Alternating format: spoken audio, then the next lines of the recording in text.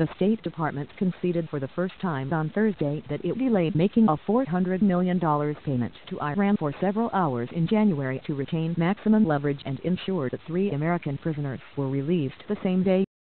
For months the Obama administration had maintained that the payment was part of a settlement over an old dispute and did not amount to a ransom for the release of the Americans. Instead, administration officials said it was the first installment of the $1.7 billion that the United States intends to pay Iran to reimburse it for military equipment it bought before the Iranian Revolution that the United States never delivered. But at a briefing on Thursday, John Kirby, the State Department spokesman, said the United States took advantage of the leverage it felt it had that weekend in mid-January to obtain the release of the hostages and to make sure they got out safely and efficiently. Republicans opposed to the nuclear deal President Obama reached with Iran have described the payment as ransom and a further sign of his administration's feckless dealings with Tehran. Administration officials have said that the two transactions were negotiated entirely separately over a period of years. That they came together on one weekend reflected a desire on the part of Secretary of State John Kerry and his counterpart, Mohammad Javad Zarif, the Iranian foreign minister, to set aside the series of disputes, complete the nuclear deal and try to remove Iran from the relationship between two longtime rivals. The acknowledgement by Mr. Kirby on Thursday touched off a torrent of criticism from Republicans. It was ransom, said Representative Ed Royce of California, chairman of the House Foreign Affairs Committee. We now know it was ransom. And on top of that it put more American lives at risk. And we've emboldened Iran. We've encouraged them, frankly, to take more hostages and put more American lives at risk of being taken hostage. Neither the payment nor the prisoner release was a secret. Mr. Obama announced the financial settlement and the release of 3 Americans on January 17, just as the Iranian nuclear deal reached its implementation day. But for months the administration remained silent on the carefully choreographed timing, apparently fearful of the political blowback of appearing to have paid for the release of the 3, the Washington Post reporter, a Marine veteran and a pastor. We do not pay ransom, Mr. Obama said on August 4. We didn't here and we won't in the future. Mr. Kerry said something similar. The United States does not pay ransom and does not negotiate ransoms.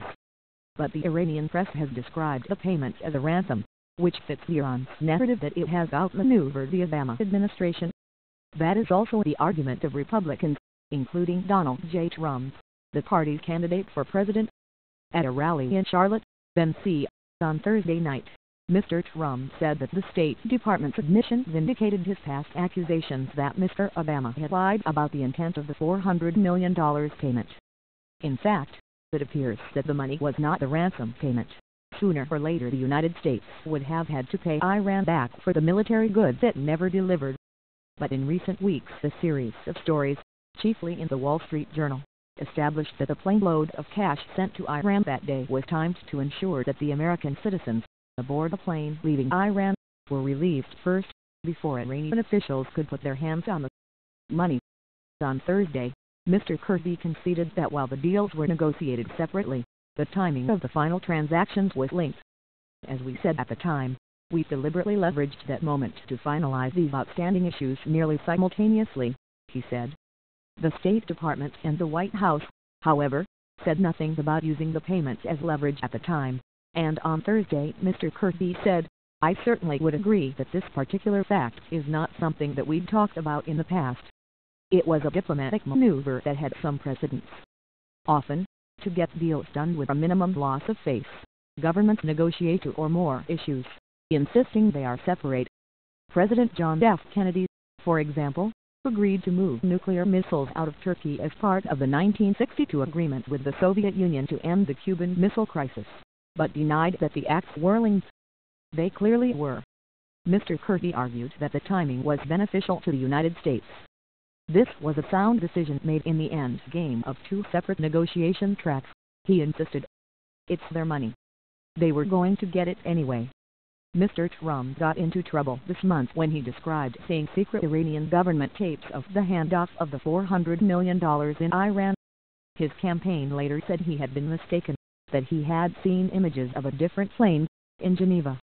The original financial dispute arose because of military goods the United States sold to the Shah of Iran, but never delivered after the Islamic Revolution and the taking of hostages inside the American embassy in Tehran in 1979.